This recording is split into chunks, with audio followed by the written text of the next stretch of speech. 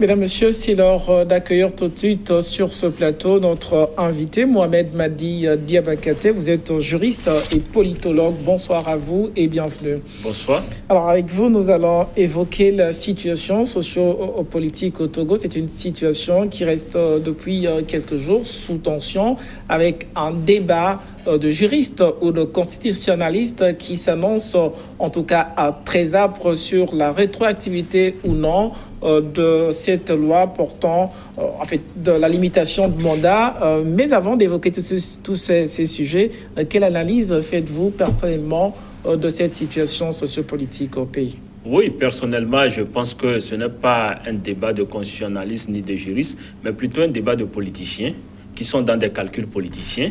Et à partir de ce moment, on essaie de voir comment est-ce que chacun peut tirer de son côté le droit. C'est tout. Mais au-delà de tout, aujourd'hui, si nous apprécions l'association, en voyant les différentes positions qui sont là, on comprend que le débat, il devait normalement se faire au niveau de l'Assemblée nationale sur un projet de texte.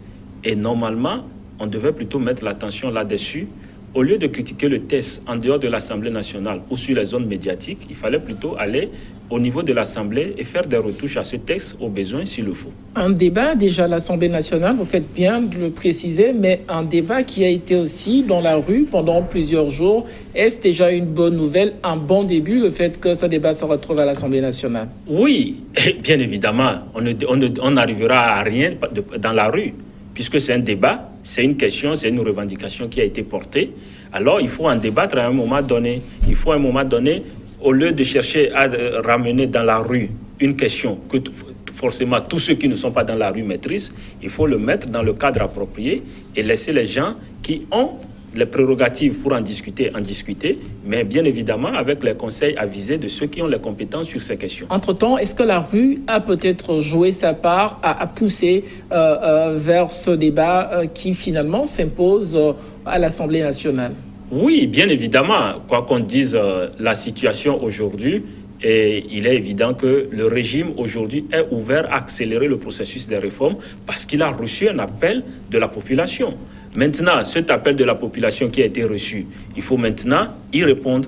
Et pour y répondre, malheureusement, ce n'est pas dans la rue, c'est à l'Assemblée nationale. Et la population a des représentants au niveau de l'Assemblée nationale. Donc maintenant, ceux qui ont bénéficié du soutien de cette population pour faire passer un message qu'ils essaient de passer depuis 11 ans au régime en place, il faut maintenant qu'ils aillent à l'Assemblée nationale pour discuter de ça, voir le texte qui est proposé. S'ils n'en sont pas satisfaits, proposer ce qu'ils pensent et arriver à un consensus. Était-il un passage obligé finalement, cette rue qui a été invoquée par les uns et les autres? On a vu, c'est vrai que les objectifs n'étaient pas les mêmes, mais pour l'opposition, il était quand même question de faire pression sur le gouvernement par rapport à cette question de réforme, le pouvoir également, une autre marche pour la paix.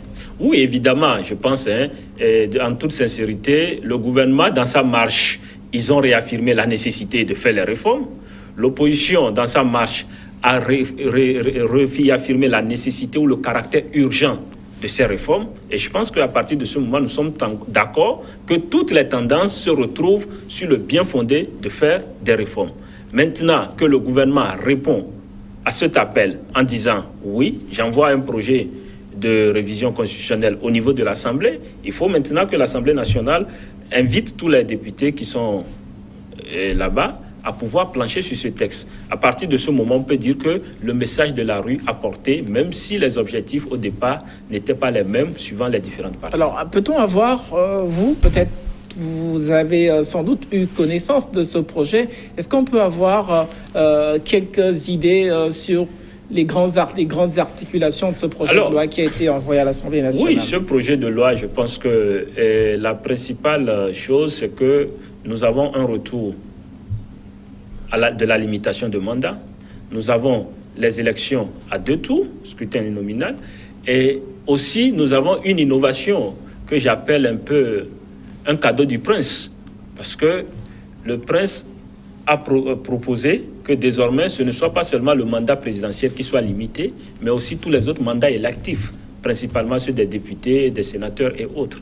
Donc, on parle déjà de cadeaux empoisonnés. Certains disent une manière finalement pour le prince, si jamais il devrait fait, si jamais ce bateau devrait chavirer, c'est avec tous les autres députés aussi à l'Assemblée nationale. Est-ce que c'est une analyse finalement? Oui, stratégiquement, on peut le dire parce que, vous savez, au-delà de Faure Gnassingbé que les gens indexent parce qu'il est l'enfant de Yadema, il est venu dans des conditions peu acceptables au pouvoir, il y a aussi tout un système, toute une classe politique qui a dirigé le Togo depuis 25 ans au sorti de la conférence nationale souveraine.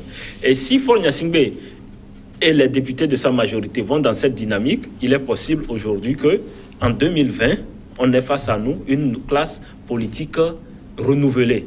On n'aura pas forcément les mêmes visages parce que quand je prends aujourd'hui le président de l'Assemblée nationale, si les gens sont dans la dynamique actuelle, ça veut dire qu'il n'est pas éligible comme les autres. Mais moi, j'aimerais juste insister sur une chose, qu'on parle de limitation de mandat ou autre. J'aimerais rappeler le caractère impératif et juridique de la non-rétroactivité de la loi. Donc ça veut dire, même cette limitation dont on parle, elle ne dispose pas pour aujourd'hui, mais elle dispose pour l'avenir. Donc pour vous, c'est un faux débat que l'opposition s'accroche aujourd'hui au départ du président de la République. Ouais, mais je vous donne un exemple très simple. On nous demande on nous dit aujourd'hui retour intégral à la Constitution de 92. Je me pose d'abord une question de bon sens. La Constitution actuelle, c'est la Constitution de 92. Bon, on parle de la version originale. Voilà, maintenant retournons à cette version originale. Cette version originale, la phrase qui tient aujourd'hui, lieu de conflit entre les deux parties, on dit et le gouvernement a omis dans son nouveau projet d'inscrire en aucun cas, nul ne fera plus de 2 mandats.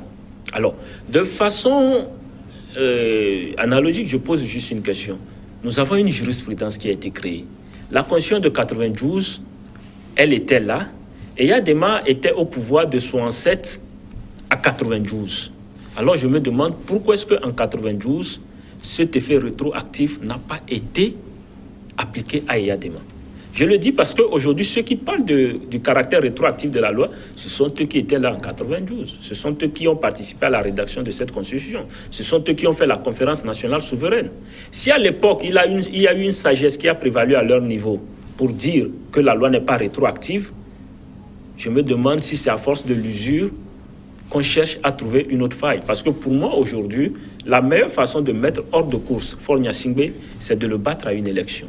Comment justifier finalement, au-delà de tout ce que vous venez d'expliquer, cette obsession de l'opposition à vouloir une application immédiate de cette disposition de la Constitution de 92, c'est-à-dire en aucun cas, nul ne peut faire plus de 2 mandats? Je pense que... Est-ce que c'est pour eux une technique assez habile de mettre déjà la barre plus haute dans les négociations, ou tout simplement sont-elles en train de se fourvoyer? Ils se fourvoient, ce n'est pas mettre la balle haute, parce que déjà en 2014, on a fait ce débat. Et à force de faire ce débat en 2014, nous sommes aujourd'hui dans le 3e mandat de Faure Gnassingbé et nous sommes toujours dans le caractère illimité du mandat. Alors que si on s'était privé de ce débat non opportun en 2014 et qu'on avait fait cette révision, on pourrait dire au moins aujourd'hui, nous sommes sûrs que Faure Gnassingbé avait un mandat en moins. Et parce que pour moi, avoir un mandat, ce n'est pas là le problème. C'est le vote qui le justifiera à la fin. Et d'ailleurs, quand vous revoyez cette approche qui est faite aujourd'hui, vous vous posez une question. On peut avoir la limitation de mandat, on peut avoir les élections à 2 tours. Est-ce que vous avez réformé les institutions d'appui à la démocratie? Vous avez revu le mécanisme de nomination des membres de la Cour constitutionnelle? Vous avez revu le mécanisme de nomination des membres de la Cour des comptes? Vous avez aujourd'hui la CENI, qui n'est qu'un organe qui est fondé sous la base d'une loi. Est-ce qu'aujourd'hui, il n'y a pas lieu de ramener cette CENI au rang d'institution de la République en lui donnant un caractère institutionnel et constitutionnel? Il y a ces questions. Si on les occulte pour parer au pressé, pour dire prenons ça là d'abord dans un désordre, je pense que après tout, dès que vous prenez ça là d'abord, vous vous en contentez. Et je tiens à rappeler pour mémoire, peut-être à ceux qui ont pu le lire ou à ceux qui l'ont vécu, lorsqu'il fallait mettre fin à la transition et que tout n'était pas prêt, les gens ont dit après tout, on ne peut pas s'éterniser dans la transition, il faut aller aux élections, après on verra. Et c'est ce qu'on a continué par voir jusqu'en 2017 aujourd'hui. Et s'il faut retourner dans cette même course qui veut dire allons à 92, après on verra, je pense qu'on va encore le voir un quart de siècle.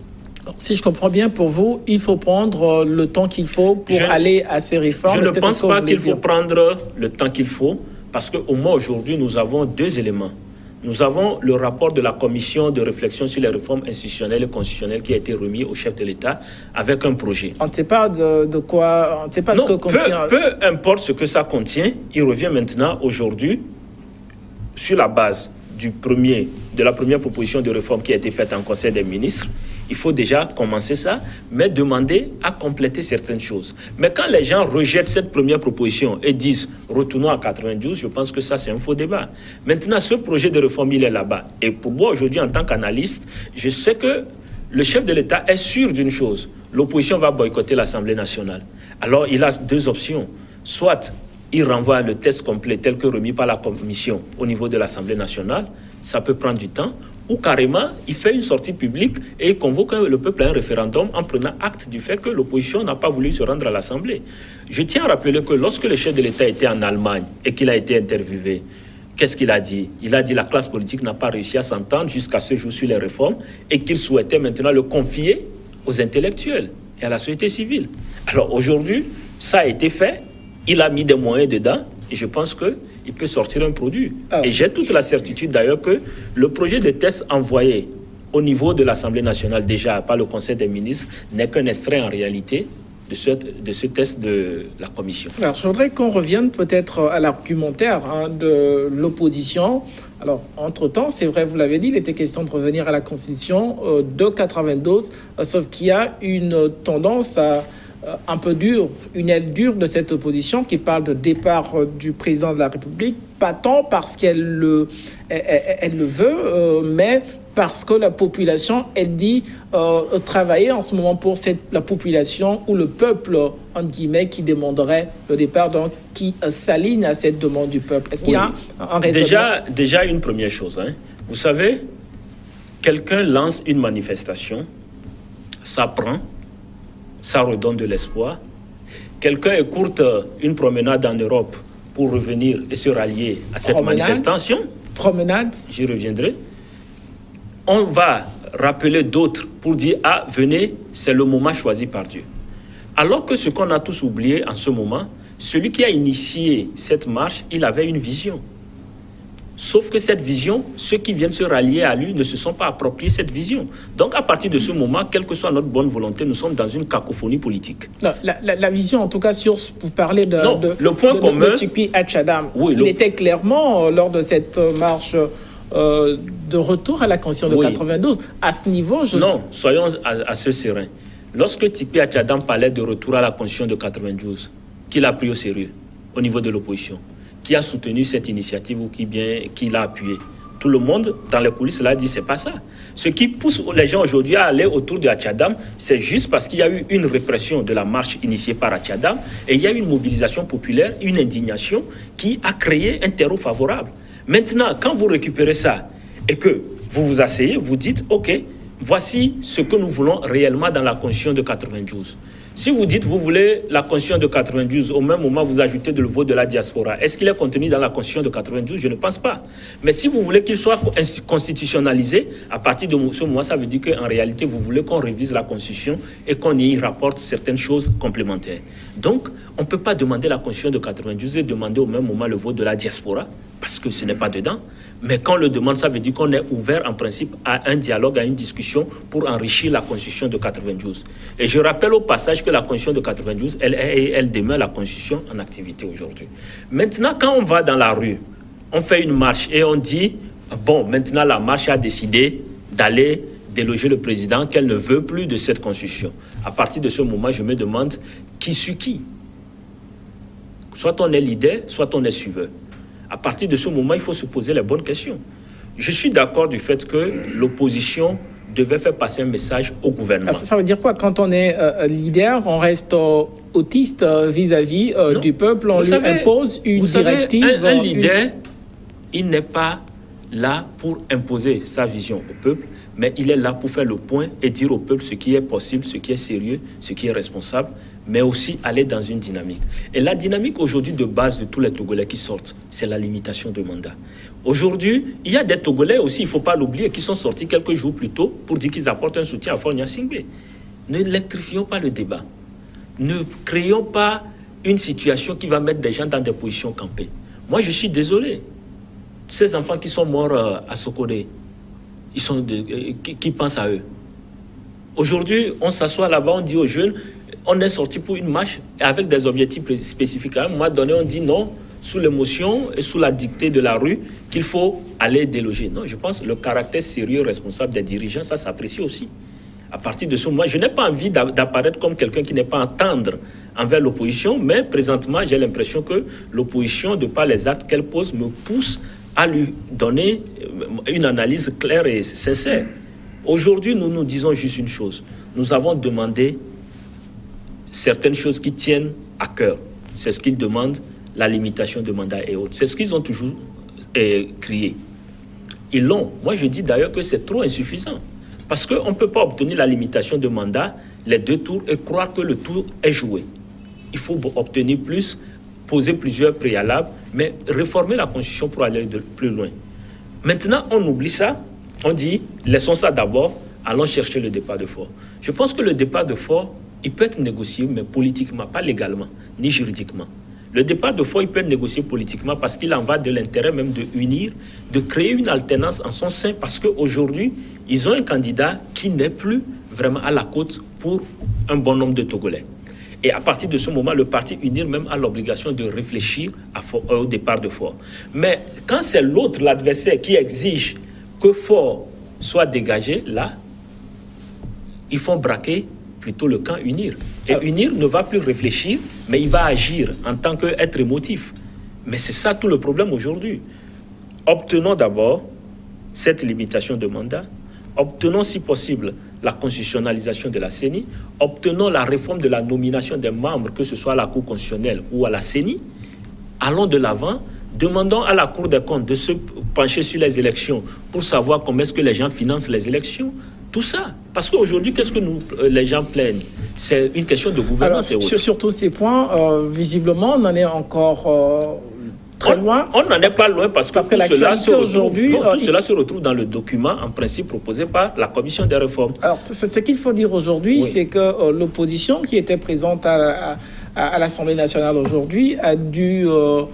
finalement jeter l'éponge et quitter l'Assemblée parce qu'elle n'était pas d'accord avec l'ordre du jour. Alors, déjà, ce climat de tension qui subsiste, est-ce que c'est un bon signe pour, on va dire, la suite de ce que ce test soit voté ou pas? Bon, vous savez, déjà, moi, dans mes projections, quand hier, j'ai appris que ANC a dit à retirer sa proposition. Donc j'ai compris de façon analytique que l'opposition cherchait à faire tomber cette première phase des discussions et à mettre une pression. Quand je suis plus tard le chef de file de l'opposition sur un média international, et quand je vois la tendance des propos et l'appréciation qu'il fait de la proposition faite par le gouvernement, je comprends que ça n'arrange pas et on veut rester dans sa dynamique jusqu'au boutiste. Alors, la raison aujourd'hui, puisque ça s'est passé aujourd'hui à l'Assemblée nationale, il semble que pour l'opposition, en tout cas ce qu'elle évoquait comme raison, il n'était pas question de se pencher sur d'autres sujets, d'autres lois votées à l'Assemblée nationale qui pouvaient être secondaires, alors que la question des réformes urgeait. Oui. Est-ce qu'il n'y a pas, en fait, ce n'est pas une réponse que l'opposition a eue aujourd'hui à l'Assemblée. Depuis hier, l'opposition savait qu'au programme aujourd'hui, on devait discuter de ça et clôturer pour ouvrir quelque chose. Elle a espéré qu'il y ait peut-être quelque part en filigrane, ou on va dire quelque part, une certaine ouverture vers cette nouvelle session pour étudier les réformes. Puisque déjà hier, l'optique était que cette nouvelle session étudiera des réformes à partir de vendredi. D'accord ? Donc, à partir de ce moment, l'opposition ne peut pas dire qu'elle a été surprise aujourd'hui en venant et voir autre chose. L'autre réalité aussi qu'il faut soulever, si j'ai bien compris, c'est que cette session spéciale, elle était convoquée, planifiée depuis. Ce n'est pas du nouveau. Donc, l'opposition ne peut pas juger aussi à la personne surprise. Oui, mais maintenant, aujourd'hui, je suis d'accord. C'est dire que je suis d'accord sur le fait que la priorité aujourd'hui, elle doit être l'étude du projet de loi relatif aux réformes. Et j'accuse également le gouvernement et la majorité à l'Assemblée de faire du dilatoire. Mais moi, je le comprends parce que dans la mesure où ils cherchent à pousser l'opposition à commettre des faux pas. Donc, et l'opposition, pour moi, c'est comme si elle le fait. C'est ça tout le problème. Aujourd'hui, c'est une question de communication et de clarification. Nous ne devons pas rentrer dans une dynamique des rumeurs. L'opposition savait que c'est le vendredi qu'on discutera de ce texte. Donc, quitte à ne même pas arriver aujourd'hui et revenir le vendredi. Mais quand on arrive aujourd'hui, il ne faut pas demander à faire X alors qu'on savait que c'était Y qui était planifié. Dans ces conditions un peu tendues, comment fait-on aujourd'hui pour amener les uns et les autres à la raison? Oui, dans ces conditions, c'est juste rappeler que ce soit à l'opposition ou au pouvoir, que le peuple est observateur et le peuple attend quelque chose. Le peuple a fait des marches pacifiques. Le peuple a demandé, a fait usage d'un droit constitutionnel qui lui est reconnu. Mais aujourd'hui, là où nous sommes, il faut juste que les gens cessent les débats de couloir et aillent de l'avant. Aujourd'hui, j'étais à une activité où on m'a dit que les gens ne s'entendent pas à l'Assemblée. J'ai posé une question très simple. Les députés étaient payés à combien? On m'a dit 700 000. J'ai dit aujourd'hui, ils sont payés à combien? 1 500 000. Est-ce qu'ils ont eu besoin d'un consensus avant d'arriver ensemble à déterminer à combien ils seront payés? Il faut que les gens se travaillent. Après tout, quand vous êtes payé 1 500 000 par mois, il faut cesser de faire de la spéculation et vous travaillez concrètement. J'aurais bien voulu que l'opposition nous dise en fin de journée que nous avons abordé des textes et qu'à ce niveau, tel a affiché une position tranchée et nous retiendrons. L'histoire retiendra qui veut ou qui ne veut pas les réformes. Mais il faut qu'on travaille sérieusement. Aujourd'hui, une chose est certaine. En matière politique, la mobilisation populaire, elle est importante. Avec la marche du PNP du 18, on a ressuscité la valeur d'une marche au Togo. À partir de ce moment, il ne faut pas la galvauder. Parce que, je fais une comparaison. Le Classico, ça se joue 2 fois par an, en aller-retour. Mais si vous voulez jouer le Classico tous les jours, où est-ce que les autres équipes vont jouer leur match? Donc, à partir de ce moment, il ne faut pas qu'on gaspille cette mobilisation populaire. Il faut plutôt qu'on la garde de côté et qu'elle serve de menace. Alors, elle reste cette manifestation populaire aujourd'hui, l'épée de Damoclès sur le gouvernement, l'opposition qui entend manifester, je pense, la semaine prochaine. Et le gouvernement le UNIR aussi qui envisage le faire. Donc, vous voyez, il faut que Comment finalement expliquer on est dans un cycle infernal où le débat, on le ramène dans la rue, on le retourne à l'Assemblée, on le ramène dans la rue, on le retourne. Finalement, le salut peut venir d'où dans ce... Dans tous les cas, sur la base de mon expérience et sur la base de ce que je sais, les gens ont beau marcher dans la rue, les gens ont beau se bagarrer, les gens ont beau faire une guerre, ils finissent toujours à la table des négociations. Passez dans tous les pays en guerre, vous les verrez, après s'être entretués, ils vont venir à la table des négociations. Alors, si des Togolais aujourd'hui pensent qu'il faut plutôt exacerber les cordes, aller se chamailler dans la rue, je suis serein au moins d'une chose, c'est que quand ils finiront de se chamailler, ils vont revenir à la table des négociations. Ça se passe comme ça, c'est comme le cycle de l'eau. À partir de ce moment, il faut juste faire preuve de maturité, se dire à quoi ça sert d'aller créer des préjudices dans la rue, alors qu'on peut continuer par faire usage d'une pression relative de la rue et d'une pression au niveau des débats. C'est tout. Est-ce que c'est pas ce que fait l'opposition aujourd'hui, c'est-à-dire la rue, à un moment donné, aussi à l'Assemblée nationale, quelques approches, quelques tentatives qui peut-être jusque-là sont infructueuses. Ce qui est dangereux dans une manifestation de masse, c'est que quand vous cherchez à manipuler, vous finissez par être victime de votre manipulation. Quand vous avez face à vous une rue à laquelle vous ne dites pas que nous utilisons la rue pour mettre pression sur X, mais à qui vous donnez de l'espoir et vous voulez qu'elle se déchaîne pour que X réagisse, c'est qu'à un moment donné, lorsque vous lui direz de se calmer, elle ne pourra plus se calmer. Et c'est paradoxalement ce qui arrive aujourd'hui.